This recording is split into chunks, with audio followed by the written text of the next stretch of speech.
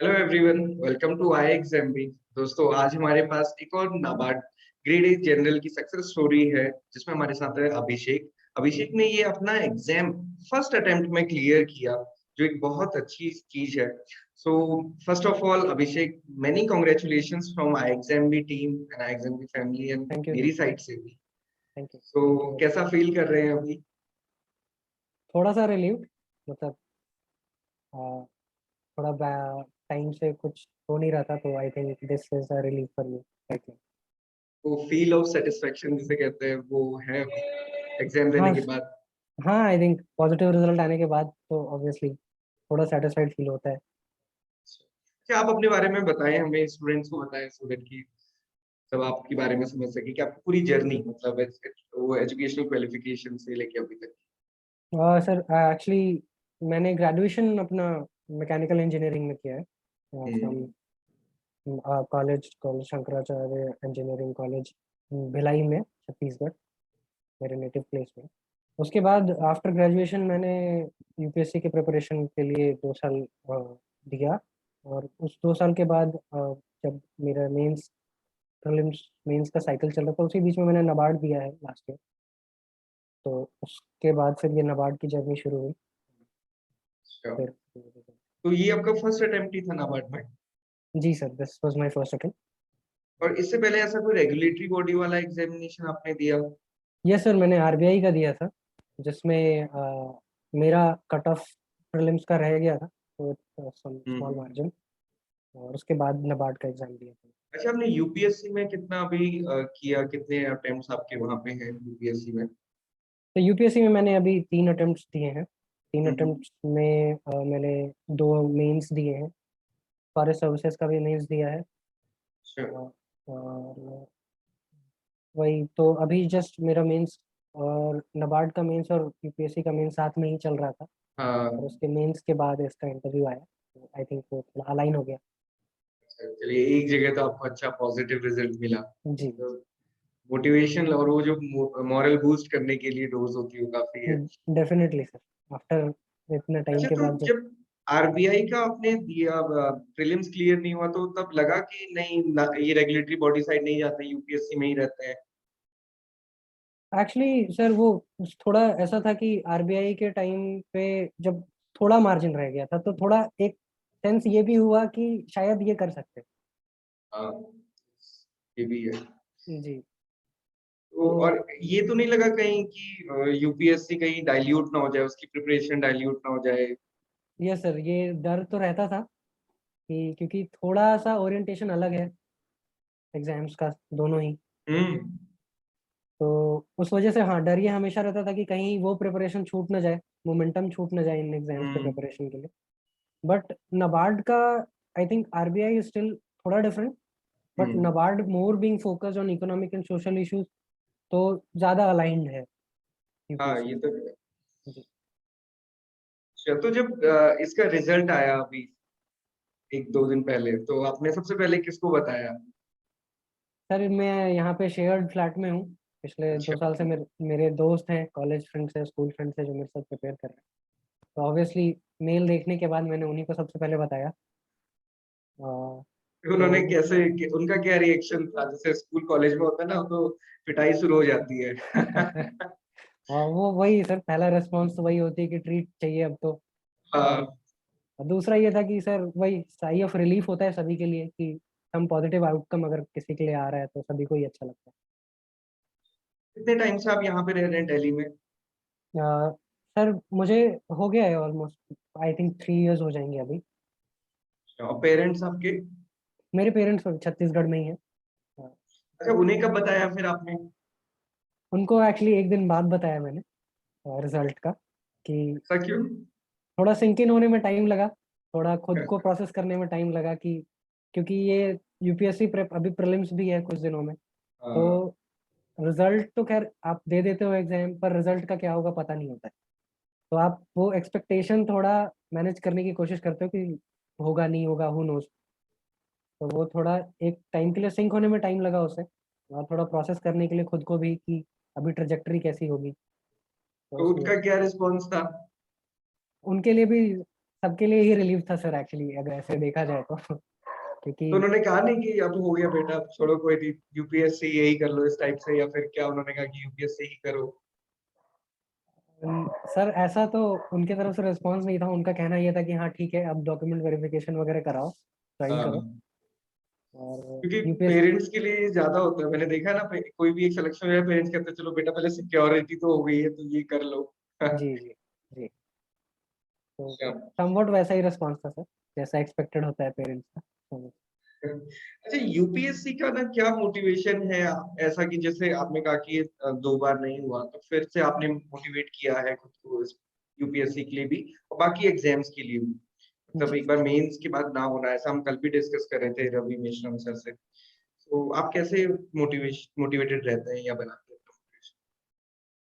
Sir, एक चीज जो मोटिवेशन होती है मेरे लिए, आई थिंक ये असेसमेंट होता है सर। कि एक चीज ये होती है कि आप अपना एफर्ट लेवल और आउटकम का असेसमेंट करते हो। तो जैसा है कि जो कैंडिडेट सक्सेसफुल हो रहे हैं, हम्म। तो बेयरली रेयरली ऐसा कोई चांस होता है जहाँ पे आप कहोगे कि वो फ्लूक से कोई सक्सीड हो रहा है। हाँ। तो एक सेंस ऑफ मोटिवेशन वहां से आता है कि सर आप अपने एफर्ट और आपके जो एस्पिरेशंस हैं उसमें हाँ। आपको ये रियलाइज हो जाता है कि हाँ अभी शायद और मैं कर सकता हूँ। आप अपने पोटेंशियल के हिसाब से आप ये रियलाइज करते हो कि शायद आप अभी एफर्ट और लगा सकते हो। तो एक सेंस ऑफ मोटिवेशन वहां से आता है सर कि हाँ अभी ये किया, इतना तो सफिशिएंट नहीं है, इसीलिए ऑब्वियसली नहीं हुआ, तो और आगे लगाना ही पड़ेगा एफर्ट। तो एक सेंस ऑफ मोटिवेशन वहां से आता है सर। और दूसरा सेंस ऑफ मोटिवेशन ये है कि सर आप दीज एग्जाम्स को क्लियर करने के बाद, जैसे यूपीएससी है या नाबार्ड जैसी सर्विसेज है, हम्म। तो इनमें it's not just a job जहाँ पे आप कोई रैंडम सी चीज कोई स्मॉल यूनिट में कंट्रीब्यूट कर रहे हो, बट ये आपको एक थोड़ा मीनिंगफुल एक्सपोजर देती है। ये तो है। तो वो आई थिंक वो अगर आप इसको इस सिचुएशन में देखें कि मुझे एज अ लाइफ एक्सपीरियंस मुझे ये ऑर्गेनाइजेशन या इस जॉब से क्या मिलेगा, तो शायद वो एग्जाम को देने का मोटिवेशन और बढ़ जाता हाँ, ये तो है। और सबसे बड़ी चीज है कि हमारा एक तो यूपीएससी की प्रिपरेशन करने का जो बहुत ब्रॉड हो जाता है ना बेस, है। जी जो सर। नजरिया और इतने सारे सब्जेक्ट्स हैं, इतनी सारी चीजें, डेफिनेटली ये आपने काफी अच्छा कहा। आई थिंक सभी स्टूडेंट्स इसको कोरिलेट कर पाएंगे। देन यूपीएससी के साथ साथ या उसके बाद कैसे डिसाइड किया कि नाबार्ड करना चाहिए या फिर आरबीआई रेगुलेटरी बॉडीज करना चाहिए? Yes sir. नबार्ड और आरबीआई का, आरबीआई और NABARD I think everybody knows कि ये प्रीमियर ऑर्गेनाइजेशंस हैं इंडिया के हाँ। रेगुलेटरी डोमेन में। तो सर नबार्ड का एक्सपोजर मुझे यूपीएससी प्रिपरेशन के ड्यूरिंग ही मिला, इसी दौरान पता चला। और नबार्ड एज एन ऑर्गेनाइजेशन जब मैंने इसके बारे में पढ़ा, तो मुझे ये रियलाइज हुआ कि ये काफ़ी मीनिंगफुल काम कर रहे हैं और इनका हम्म। डोमेन ऑफ वर्क भी काफ़ी ब्रॉड है। हाँ। तो इसमें as a general stream candidate आपको अपॉर्चुनिटीज़ बहुत मिलती है। हाँ, आप एक फंड मैनेजमेंट से लेकर आप सोशल सेक्टर के साथ कोऑर्डिनेट करने की अपॉर्चुनिटी आपको मिलती है। तो ये स्पेक्ट्रम जो है ये बहुत ऑपोजिट स्पेक्ट्रम हो जाता है, जो शायद कहीं और ना मिले। ये तो है। अच्छा, तो इसमें स्पेशली ना, जैसे आपने कहा कि काफी आपको मीनिंगफुल लगा ये, तो मतलब ऐसा क्या चीज था कि जो स्टक किया नाबार्ड का? बेसिकली तो एआरडी एग्रीकल्चर रूरल डेवलपमेंट है वहाँ पे, जी ऐसा क्या स्पेशल था सेगमेंट? सर, इसमें मैं जैसे आपने कहा कि एक तो फ्यूचरिस्टिक सा भी ऑर्गेनाइजेशन है, अदर देन हाँ। जो इनके ऑलरेडी एक जो कंपोनेंट हम देखते हैं कि रूरल एंड एग्रीकल्चर और रूरल डेवलपमेंट, इसको अगर आप अभी देखें, जैसे इन्होंने बिजनेस डेवलपमेंट के लिए एक नया विंग शुरू किया है हम्म। और क्लाइमेट चेंज वगैरह के ऊपर भी काफ़ी काम कर रहे हैं। तो एक थोड़ा फ्यूचरिस्टिक ओरिएंटेशन भी है इस ऑर्गेनाइजेशन का। और इसके अलावा एक ये होता है सर कि किसी भी चीज़ के लिए अगर आप over long period of time, अगर आप इवन एचआर के कॉन्सेप्ट में देखें, तो एक ये होता है कि इंट्रिंसिक मोटिवेशन का सेंस जो होता है लोगों के हम्म। अंदर, वो स्किल वैरायटी से बहुत रिलेटेड है। अगर आपकी जॉब में स्किल वैरायटी है, तो आपके पास इंट्रिंसिक मोटिवेशन होता है वो काम करने के लिए। तो जैसे आप नबार्ड जैसे ऑर्गेनाइजेशंस हैं या यूपीएससी जैसी ऑर्गेनाइजेशंस हैं, इनमें आपको काम करते समय स्किल वैरायटी बहुत मिलती है। जैसे आप पीपल से डील कर रहे हैं, फाइनेंसेस में डील कर रहे हैं, तो ये एक इंट्रिंसिक मोटिवेशन का सोर्स बन जाता है सर। सेटिस्फैक्शन बहुत डिराइव कर सकते हैं इससे। तो तो आपने ना इसके लिए जब प्रिपेयर करना शुरू किया, मतलब जब डिसाइड तो हो गया कि यही करना है, जब आपने स्टार्ट किया तो कैसे स्टार्ट किया नाबार्ड के लिए? सर सर नबार्ड प्रीलिम्स के लिए जो करंट अफेयर्स ऑलरेडी मैं यूपीएससी के लिए पढ़ रहा था वो हम्म। पढ़े, और एग्रीकल्चर मेरा ज्योग्राफी ऑप्शनल था, तो मेरा हम्म। एग्रीकल्चर का पार्ट काफ़ी कवर्ड था उस। हाँ, क्योंकि वो तो काफी वो बेसिक ही रहता है एग्रीकल्चर ना, यस सर, काफ़ी नाबार्ड में। बेसिक सा रहता है। जस्ट थोड़ा सप्लीमेंट करना पड़ता है, जो कोर एग्रीकल्चर के थोड़े कॉन्सेप्ट्स आ जाते हैं उनको सप्लीमेंट करना पड़ता है लाइफ स्टॉक मैनेजमेंट वगैरह में। हम्म। तो मोस्टली वहाँ से मुझे ऑलरेडी हेल्प हो गई थी, और प्रीलिम्स की प्रिपरेशन से, मेरी जो यूपीएससी प्रीलिम्स की प्रिपरेशन थी और ऑप्शनल ज्योग्राफी की प्रिपरेशन थी, उससे काफ़ी ज़्यादा हेल्प हो गई थी। तो वो प्रीलिम्स में काम आया मेरे। और उसके बाद जब मेंस के लिए भी ऐसा हुआ कि मेरा यूपीएससी का मेंस और नबार्ड का मेंस दोनों साथ में आ, आ गया था। हाँ। जनवरी में मेरे यूपीएससी के मेंस थे, और प्रीलिम्स के बाद अक्टूबर नवंबर के अराउंड नबार्ड का मेंस था। हाँ, तो जस्ट नवंबर में। हाँ। अक्टूबर में मैंने मेंस की प्रिपरेशन शुरू की थी, और नवंबर में मैंने नबार्ड का मेंस दिया। तो हम्म। वो दोनों एक दूसरे के साथ कोलिनियर से हो गए थे, तो मुझे उससे बहुत हेल्प हो गई इसमें, इसके नबार्ड के मेंस में। इसके लिए ना डिस्क्रिप्टिव के लिए कैसे प्रिपेयर किया आपने स्पेसिफिकली? सर डिस्क्रिप्टिव के लिए सर, एग्रीकल्चर का जो बेसिक कॉन्सेप्ट्स है, जो एमएसपी है, फूड सिक्योरिटी के लिए मेजर्स हैं, रूरल क्रेडिट सेक्टर के इश्यूज हैं, तो ये सब कुछ कोर इश्यूज मैंने आइडेंटिफाई किए जो मेरे हम्म। दोनों ही सिलेबस में, दोनों में कॉमन थे। तो उनको मैंने ज़्यादा फोकस में रखा। और मैंने मैं ऑलरेडी मेंस की टेस्ट सीरीज दे रहा था अपने प्रिपरेशन में, हम्म। और नबार्ड ओरिएंटेड हो जाए थोड़ा आंसर राइटिंग, उसके लिए मैंने आपके पोर्टल से मेंस की टेस्ट सीरीज लिखी, और दो, अच्छा। तो डिस्क्रिप्टिव। डिस्क्रिप्टिव टेस्ट लिखे। हाँ। तो उससे थोड़ा फीडबैक्स के थ्रू मुझे थोड़ा ये भी आइडिया हुआ कि यहाँ पे कैसे आंसर्स लिखने हैं, हाँ। क्योंकि यूपीएससी में 10 मार्क्स के क्वेश्चन होते हैं, वर्ड लिमिट होती है, और हम्म। यहाँ पे वर्ड लिमिट ज़्यादा होती है, इसमें आप ज्यादा ज़्यादा है। लिख सकते हो। इट्स हाँ। More of like a short essay. हाँ। तो वो डिफरेंस समझ में आया मुझे थ्रू थ्रू दोज टेस्ट, तो वो हेल्पफुल था। और डिस्क्रिप्टिव का यही था सर, ऐसे ही मैंने प्रिपेयर किया डिस्क्रिप्टिव के जब वहां पे आप डिस्क्रिप्टिव आंसर के लिए, मतलब जब एग्जाम प्लेटफॉर्म में गए, आप जब एग्जाम सेंटर पे थे, तो वो एक क्वेश्चन आया था ना स्पेसिफिक क्रॉस ब्रीडिंग का। लिए। जी सर। मतलब वो रियली बहुत डिफिकल्ट था, इवन एग्रीकल्चर स्टूडेंट्स को भी बोल दिया है कि 15 मार्क्स में क्रॉस ब्रीडिंग को एक्सप्लेन करना, तो वो उनके लिए भी शायद डिफिकल्ट रहेगा। तो आपको वहां पे कैसा लगा और उसको कैसे हैंडल किया आपने, या कैसे आंसर किया? हाँ सर, वो एक क्वेश्चन था जो मेरे को बाउंसर लगा, मतलब पूरे पेपर में, जो मेरे एग्जिस्टिंग नॉलेज से मैं नहीं एड्रेस कर पा रहा था उसको। बट क्रॉस ब्रीडिंग का थोड़ा नॉलेज था करंट अफेयर से, हम्म। ब्रीडिंग का। और तो वो जो ऑलरेडी नॉलेज था थोड़ा, साइंस एंड टेक से पढ़ा था, और थोड़ा एग्रीकल्चर से पढ़ा था, तो उसका मैंने नॉर्मल डिफाइन किया थोड़ा। और गोकुल मिशन में जो यूज़ कर रहे हैं हम क्रॉस ब्रीडिंग के लिए, वो एग्जांपल्स कोट किए, उसके बेनिफिट्स वगैरह लिखे थोड़े कि इसके बेनिफिट्स क्या हैं और उसके लिमिटेशंस क्या हो सकते हैं। जैसे हमारे ड्राउट ब्रीड्स हैं, उनको हम क्रॉस ब्रीड कर रहे हैं बाहर के ब्रीड से उनकी यील्ड बढ़ाने के लिए। तो वो सब जो डिजायर्ड ट्रेट्स हम क्या अचीव करना चाह रहे हैं गोकुल मिशन में, तो उनसे मैंने थोड़ा डिराइव करके वो आंसर को थोड़ा मैनेज किया। तो हाँ, नहीं वही वैसे था। गूगल मिशन से अगर ड्राइव करे तो काफी वो हो जाता है, क्योंकि अगेन वो यस। इम्प्रूवमेंट ऑफ ब्रीड्स ही है। तो क्या लग रहा था जब एग्जाम देके आए, हो जाएगा, या कैसी फीलिंग आ रही थी उस टाइम पे? वो एक्चुअली वो 15 मार्कर जो मेरा, ये I think cross breeding. Cross breeding वाला था, तो मुझे उसकी वजह से थोड़ा लग रहा था कि शायद चांसेस कम है। वो क्योंकि थोड़ा वो आंसर मुझे 15 मार्क्स के हिसाब से मुझे लगा कि मैंने बहुत अच्छा लिखा नहीं उसको। हाँ। तो उतना ज्यादा श्योर नहीं था कि इंटरव्यू के लिए कॉल आएगा नहीं आएगा, पता नहीं। बट बाकी पार्ट जो ऑब्जेक्टिव पार्ट था उसमें? हाँ, ऑब्जेक्टिव पार्ट मुझे मैनेजेबल लगा। आई थिंक काफी अलाइंड था ऑलरेडी यूपीएससी में जैसे क्वेश्चन आते और इंग्लिश में, इंग्लिश डिस्क्रिप्टिव में? हैं। इंग्लिश डिस्क्रिप्टिव के लिए मैंने देख लिया था कि कैसे क्वेश्चंस आते हैं, थोड़ा, और आपकी टेस्ट सीरीज जो लगाई थी उससे मुझे थोड़ा आइडिया हो गया था कि कैसे क्वेश्चन आएंगे, उसको डील कैसे करना है। तो उसके लिए वही बस मैंने टेस्ट ही लिखे थे, कुछ ज़्यादा मेहनत नहीं करी उसके लिए अलग से। आखिर वो डिस्क्रिप्टिव में तो उससे काफी आइडिया हो जाता है। जी। अच्छा, प्रीलिम्स में जब था तो जब क्यूआरई वाला पार्ट था तो उसके लिए आपको क्या लग रहा था कि हो पाएगा नहीं हो पाएगा, या कैसे उसको किया क्यूआरई को? Tiwari. Quants reasoning English, sorry.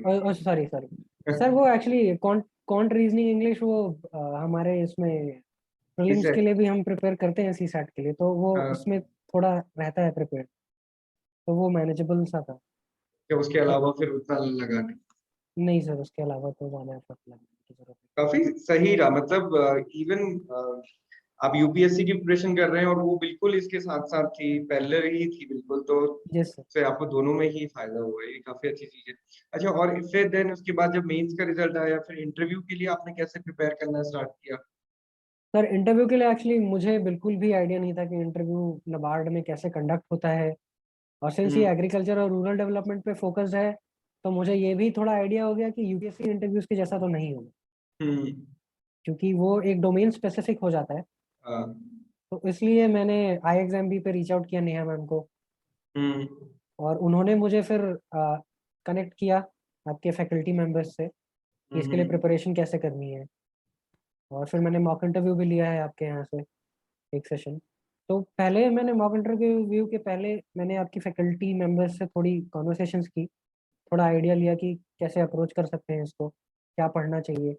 हम्म। तो और फिर मुझे थोड़ा आइडिया हुआ कि मैं कुरुक्षेत्र की मंथली आती है, वीकलीज हाँ। आती है, तो मुझे ये लगा कि अगर इनको मैं थोड़ा रीड कर लूँ तो रूरल सेक्टर के बारे में काफ़ी आइडिया हो जाएगा एट अ हाँ, एक मैनेजेबल। ब्रॉड कंटेक्स्ट पता चल जाता है उससे। Yes sir. तो कुरुक्षेत्र मैंने रेफर की उसके लिए स्पेसिफिकली, कुछ issues, recent issues, most recent issues पिछले 3-4 महीने के। और फिर मॉक इंटरव्यूज दिए आपके यहाँ पे, हम्म। तो वो मॉक इंटरव्यू के फीडबैक से मुझे काफ़ी हेल्प हुई। मेरा एक्चुअली पर्सपेक्टिव नबार्ड इंटरव्यू के लिए काफ़ी चेंज हो गया। श्योर। सीपी मोहन सर और B Kumar sir, Agarwal ma'am, इन्होंने मुझे फीडबैक दिया। तो हम्म। इवन अगर आप वो रिकॉर्डिंग, अगर आप एस्पिरेंट्स को दिखाएंगे मेरे इंटरव्यू का, तो नोबडी वुड एक्सपेक्ट कि मेरा इंटरव्यू में परफॉर्मेंस अच्छा होगा, अगर वो रिकॉर्डिंग अगर कोई भी एस्पिरेंट देख ले। बिकॉज वो इंटरव्यू बिल्कुल ऐसा था जहाँ पे क्रिटिकल रिव्यूज मिले थे मुझे हम्म। बहुत, बट वो बहुत हेल्पफुल हुए मेरे लिए। वो रिव्यूज को मैंने तुरंत उन पे वर्क किया, विद इन 10-15 डेज तुरंत वर्क किया, और बिल्कुल जिस डायरेक्शन में इन्होंने कहा मुझे कि आप इस डायरेक्शन में जाइए, इन चीज़ों पे फोकस करिए, तो मेरा जो इंटरव्यू का अलाइनमेंट था वो 10-15 दिन में टोटली चेंज हो गया। और फिर वो मैं जिस डायरेक्शन में सजेस्ट किया गया था उस डायरेक्शन पे काम किया, और एक्चुअली जो फाइनल इंटरव्यू हुआ मेरा, वो भी हम्म। मैंने उसी डायरेक्शन से, उसी अप्रोच से दिया। तो आई थिंक वो एक्सपीरियंस बहुत हेल्पफुल था, वो फीडबैक बहुत हेल्पफुल था। तो ऐसा तो नहीं था कि क्रिटिकल रिव्यू मिलने के बाद आप डिमोटिवेट हो गए कि या तो?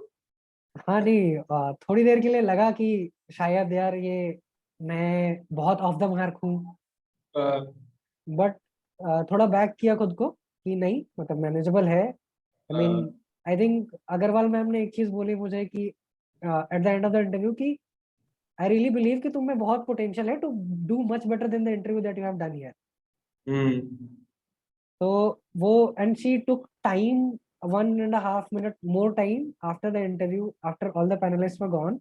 हम्म। तो उन्होंने 1.5 minute टाइम लिया ताकि मैं डीमोटिवेट ना हो जाऊं आफ्टर क्रिटिकल रिव्यू, तो टू टू मोटिवेट मी, तो वो बहुत हेल्पफुल था। तो तो वो आपको फिर जो आपका रियल इंटरव्यू था, तो जी, वो फिर कैसा लगा आपको? आई थिंक उसका एक्सपीरियंस ऐसा था कि मॉक्स और फाइनल इंटरव्यूज में डिफरेंस ये होता है कि टाइम आपके पास कम होता है हाँ। फाइनल इंटरव्यूज में, और आपको उस टाइम में you have to hit the nail, बिल्कुल आपको बिल्कुल हम्म। पिन पॉइंट करके उन्हीं चीज़ों को बोलना है जो आप हाईलाइट करना चाहते हैं। और you also have to show कि आप रियली इंटरेस्टेड हैं उस ऑर्गेनाइजेशन में। हाँ, ये सबसे बड़ी चीज है। तो आई थिंक मुझे जो इंटरव्यू से फीडबैक मिला, उसका एडवांटेज यही था कि मैं उन 10-15 दिन में बिल्कुल पिन पॉइंट कर पाया अपने, जो 10-15 मिनट का इंटरव्यू था उसको मैंने पिन पॉइंट इस चीज पे किया कि I am interested in the organisation और वो ऑर्गेनाइजेशन जो काम कर रही है उस पे। और मैंने ऐसे भी चीजें पिक की नबार्ड की वेबसाइट से ही जो शायद बाकी कैंडिडेट्स ना पिक करें, जैसे उनके जो प्रोजेक्ट्स हैं, जैसे नबार्ड इज इम्प्लीमेंटिंग एजेंसी और नेशनल क्लाइमेट चेंज और अडाप्टेशन फंड का भी इम्प्लीमेंट एजेंसी नबार्ड है।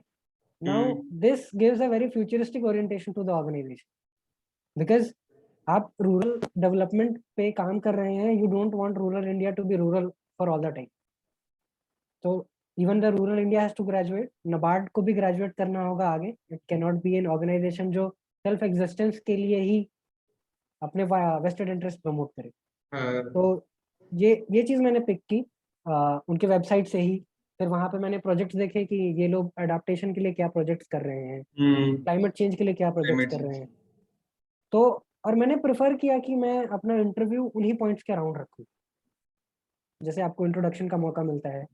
तो और उसके बाद चेयरमैन ने आपसे पूछना ही है कि why do you want to join the organisation, तो आप वहां पे ही ये पॉइंट्स बोल दीजिए। तो आपका सारा इंटरव्यू उसी डायरेक्शन में जाएगा और उनको भी लगेगा कि हाँ, सामने वाले ने कुछ अलग चीजें बोली, कुछ इंटरेस्टिंग था इंटरव्यू, समथिंग डिफरेंट। फिर यहाँ जब मॉक इंटरव्यू था उसके बाद भी आपने कोई और मॉक इंटरव्यू दिया या फिर सिर्फ प्रिपेयर किया?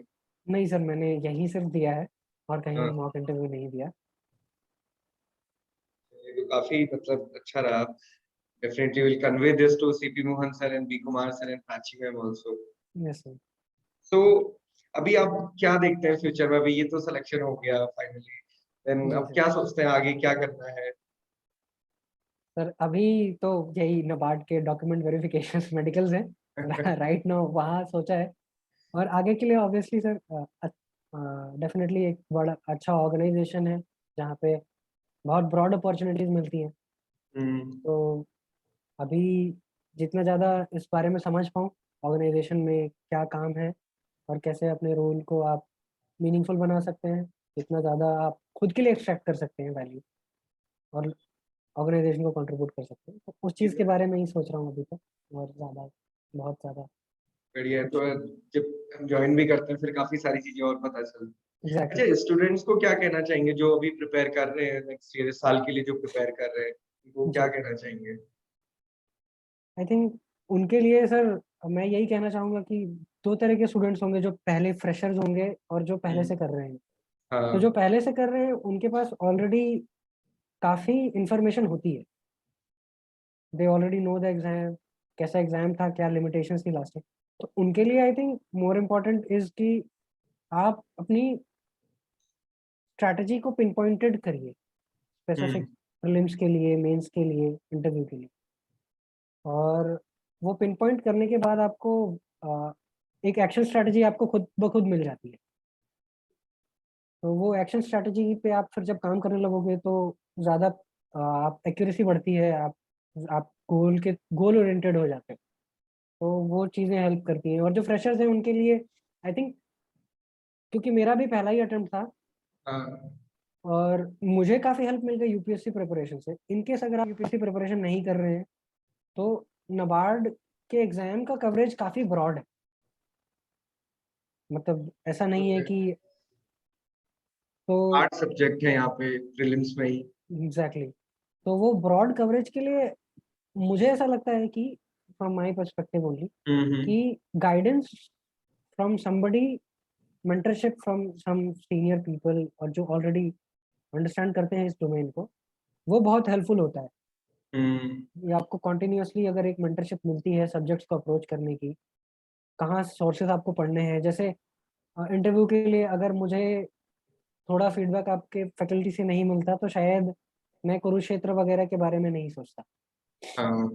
और मैं बहुत ब्लंट अप्रोच होता है मेरा नबार्ड इंटरव्यू के लिए, जैसे यूपीएससी इंटरव्यूज का अप्रोच करते हैं लोग, बट ये इंटरव्यू बहुत डिफरेंट है। तो आई थिंक फ्रेशर्स के लिए वो इंफॉर्मेशन गैदर करना, वो मेंटरशिप गैदर करना, स्ट्रैटेजी कैसे बिल्ड करनी है, किन चीज़ों पे फोकस करना है, वो ज़्यादा इंपॉर्टेंट है। तो आई थिंक दोनों पॉपुलेशन के ये लिए ये ज़्यादा। ये तो काफी इम्पोर्टेंट चीज है। मैंने कई बार ये देखा भी, अभी कल भी हम यही डिस्कस कर रहे थे ना, ये चीज जैसे पिन पॉइंट वाली आपने बात की ना, एआरडी ईएसआई का हमें सिलेबस भी पता है, तो उसके जी बियॉन्ड क्यों पढ़ना है? जी, कि पढ़ने का तो कोई एंड नहीं होता कभी भी। जी। ये मुझे लगता है काफ़ी हेल्पफुल रहेगा बच्चों के लिए। अच्छा, एक ना क्वेरी मेरे से बहुत पूछते हैं, इवन एक मेरा फ्रेंड भी है, वो अभी यूपीएससी की प्रिपरेशन करता है कर रहा है। सो उसकी एक क्वेरी रहती है कि अगर वो यूपीएससी के साथ शिफ्ट होता है इसमें, तो उसको लगता है कि ना जो यूपीएससी है वो कहीं न कहीं डाइल्यूट हो जाता है, क्योंकि जो वहाँ जीए की अप्रोच है, यहाँ जीए की अप्रोच है, थोड़ी-सी डिफरेंट है। ईएसआई भी थोड़ा-सा डिफरेंट है। तो उसको लगता है कि नहीं, रादर देन नाबार्ड मैं यही दूँ, या फिर वो फिर जैसे नोटिफ़िकेशन आता है ना, फिर कन्फ्यूज़न स्टार्ट हो जाता है कि वो कहीं न कहीं वो जॉब सिक्योरिटी वाली बात भी आती है। तो उसमें आपका क्या पॉइंट ऑफ व्यू है? सर मेरे पॉइंट ऑफ व्यू से अगर मैं कहूँ तो मेरा एक्सपीरियंस ऐसा था कि दोनों ही प्रिपरेशन ने मेरे को हेल्प ही की। जैसे हुँ, अगर आप हमारा यूपीएससी का जीएस 3 का अगर आप पार्ट उठाते हैं, हुँ, तो अराउंड 250 मार्क्स में से in every single year you will have 70 to 80 marks coming directly from agriculture. हुँ, तो अगर आप डिस्क्रिप्टिव पेपर के लिए भी प्रिपेयर कर रहे हो तो you will cover the same issues. आप फूड सिक्योरिटी कवर करेंगे, न्यूट्रिशन कवर करेंगे, रूरल पॉवर्टी कवर करेंगे, रूरल क्रेडिट सप्लाई कवर करेंगे, रिसोर्स मोबिलाइजेशन कवर करेंगे। तो मोर और लेस डिस्क्रिप्टिव पेपर में तो ऐसा है कि rather NABARD requires a more detailed approach because आपको ज़्यादा हाँ, लिखना होता है। ज़्यादा लगी। तो आई थिंक प्रिपरेशन में it helped me rather than dilute करने के बजाय। और प्रीलिम्स की अगर बात करें तो ज़्यादा एफर्ट मुझे मुझे नहीं लगता लगाना पड़ता है प्रीलिम्स के लिए। अगर आप ऑलरेडी यूपीएससी में बहुत हाँ, डेडिकेटेड एफर्ट लगा रहे हैं तो it is mostly economic and social schemes एक एरिया होता है। और आपके फिर बाकी जो क्वेश्चंस हैं उनके लिए मुझे नहीं लगता बहुत ज़्यादा एफर्ट लगाना पड़ता है। हुँ, डाइल्यूट करने की जहाँ तक बात है तो मुझे तो नहीं लगा कि डाइल्यूट होता है। मुझे भी ये डर ज़रूर था पहले कि डाइल्यूट हो जाएगी प्रिपरेशन, बट दोनों पैरेलली चली हैं, दोनों ही प्रिपरेशंस। और एक दूसरे जो दोनों ही प्रिपरेशन ने मेरे को हेल्प किया है काफ़ी। ऐसा तो नहीं लगता ना जैसे जीए पढ़ रहे हैं या ईएसआई पढ़ रहे हैं नाबार्ड के, तो कहीं ऐसा तो ना लगे कि नहीं ये ना यूपीएससी में तो इसका कोई फ़ायदा होना नहीं है, तो हम यहाँ क्यों पढ़े इसको और कहीं इस पे ज़्यादा टाइम लग रहा है। हाँ, मतलब अगर आप बहुत ही ज़्यादा एक बहुत माइन्यूट अप्रोच लेके पढ़ रहे हो, हर टॉपिक ही पढ़ रहे हो आप, हुँ, हुँ, हुँ। तो उसमें आपको बिल्कुल लग सकता है कि टाइम ज़्यादा लग रहा है। बट अगर जैसे मेरा अप्रोच ये था कि मैंने कुछ हाई वैल्यू टॉपिक्स देखे जो दोनों में ही कॉमन है। हाँ, और वो जो हाई आपने मेंशन भी किया अभी टॉपिक्स ना, वो बहुत ज़्यादा इम्पोर्टेंट है। सबसे इम्पोर्टेंट तो वही जो rural flow of rural credit है। यस, अगर उसी को समझ जाते हैं तो वो एआरडी, ईएसआई दोनों जगह हेल्प करता है। एग्ज़ैक्टली। और आपको जो नॉलेज ऑलरेडी आपने दूसरे सब्जेक्ट्स में सोशल इश्यूज़ या यूपीएससी में आप पढ़ रहे हैं या इकोनॉमिक्स में आप क्रेडिट सप्लाई के इश्यूज़ पढ़ रहे हैं या फाइनेंशियल इंक्लूजन, फिनटेक का भी आप पढ़ रहे हैं, तो वो आप बिल्कुल मेंशन कर सकते हैं इन आंसर्स में। वो आपके पॉइंट्स बनेंगे इन आंसर्स के। तो आई थिंक टाइम का अगर आप हाई फ्रीक्वेंसी और हाई वैल्यू टॉपिक्स पे ज़्यादा फोकस करेंगे, अगर आप यूपीएससी एस्पिरेंट हैं, तो आपको वो दोनों जगह हेल्प करेगा, यहाँ पे भी और वहाँ पे भी। आई होप कि ये यूपीएससी स्टूडेंट्स के लिए जो मतलब ये डायलेमा तो रहता ही है, जब हम एक के साथ यस। दूसरे एग्जाम को प्रिपेयर करते हैं ना, तो लगता है कहीं ऐसा ना हो कि हम 2 नाव पे पैर रख के चल रहे हैं। आई होप कि ये सभी को हेल्प करेगा और आपका एक्सपीरियंस रियली बहुत अच्छा है। आपने फर्स्ट अटेम्प्ट में क्लियर किया, तो ये मुझे लगता है कि इंस्पिरेशन रहेगा हर किसी के लिए। सो thank you for sharing your journey. अगर आपको लगता है कुछ और आप शेयर करना चाहते हैं तो आप शेयर कर सकते हैं। अब otherwise this eight is the max I would say कि आई थिंक आप जब भी एग्जाम के लिए most of the students complain about कि मोटिवेशन और after hmm, failures, after mains, after interview अगर रिजल्ट नहीं आता है, आप वेटिंग लिस्ट में रह जाते हैं, तो देयर इज अ टेंडेंसी कि फिर डिसहार्टेंड हो जाते हैं। हाँ, तो इसके लिए बस मैं ये कहूँगा कि rather than looking at the result itself, आप फोकस करिए कि वो ऑर्गेनाइजेशन क्या ऑफर करता है आपके लाइफ में या आपके करियर में, क्या वैल्यू ऐड करें। तो ये आपके गोल को और ब्रॉड बना देता है। तो वो ब्रॉडर सेंस में अगर आप जब चीज़ों को देखते हैं तो ये जो छोटी नैरो रिजल्ट के फेलियर्स और हाँ, तो वो बहुत मैटर नहीं करता। आपको ये समझ में आता है कि यार मेरी लाइफ ऐसी हो सकती है। तो ये छोटा सा एक क्या कहना चाहिए कि ये बैरिकेड है। तो इसके बाद अगर इसके बियॉन्ड अगर आप देख पाओगे, अगर आप लार्जर पिक्चर देखोगे तो ऑब्वियसली आप इसके बियॉन्ड देख पाओगे। आपने सही कहा कि रादर देन कि हम ये देखें कि क्लियर हुआ कि नहीं हुआ, हम ये देखें लाइफ में क्या कंट्रीब्यूशन है। डेफिनेटली एक बहुत अच्छी लर्निंग है। तो thank you Abhishek for giving thank your you. Time and again many congratulations from IXMB family. हमारी तरफ से आपको बहुत बहुत शुभकामनाएं। धन्यवाद।